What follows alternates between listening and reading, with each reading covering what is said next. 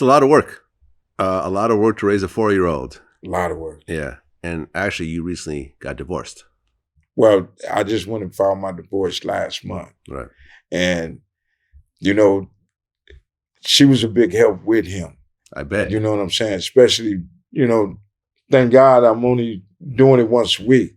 But I have the support of my sisters, my nephew, and everybody else. But, you know, my relationship, it just took its toll. And I don't know if it was, you know, my situation now, what I got going on now, or whatever.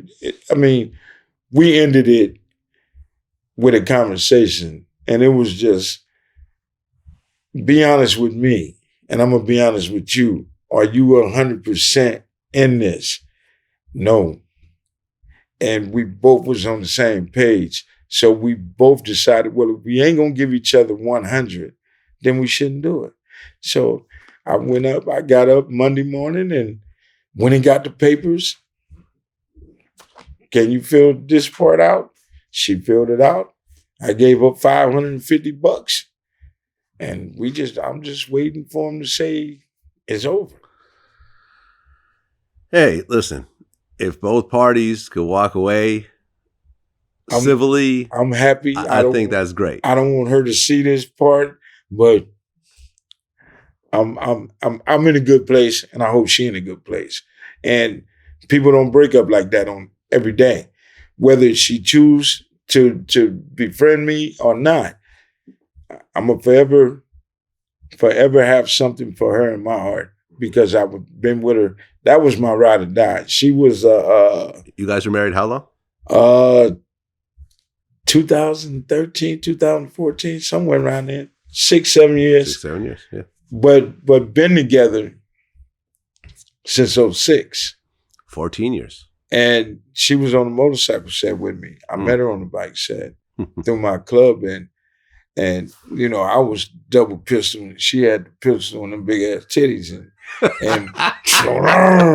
and I swear to God, till you glad if a motherfucker looked at me wrong, she had her shit out. I dare you.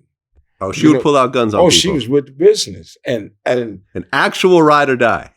Straight Bonnie 100, and I fell in love with that. But then it's something totally different without the bike set and the guns and just in the fast lane. It was something totally different. Yeah, I mean, with relationships, when the situations change and the people change and people grow, or sometimes they decline or whatever else, that's the challenge of the relationship. Right. Can the relationship morph and adapt to the new situation? Right. This is why you see so many times, you see couples like Hulk Hogan and his wife, married for 30 years. They get on a reality show, a year later they're divorced, and now she's dating an 18-year-old. Like you just see this all the time. Right. As the situation changes and as the public gets a little more involved in the relationship, it just kind of potentially puts a lot more strain on it. But the one thing I've noticed that, with my relationships and my long-term relationships is that even though I may not be with this person anymore, with this woman anymore, that there's still the respect, and there's still the friendship, and you still want the best for them. And there is sometimes level of, we run into each other or we talk or whatever else. And sometimes years go by without that happening.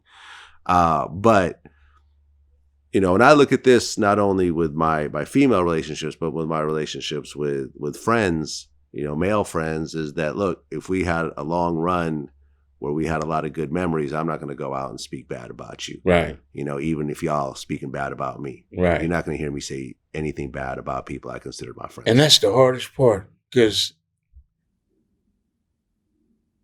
people that I've befriended, people that I've helped, you can say all the bad shit you want.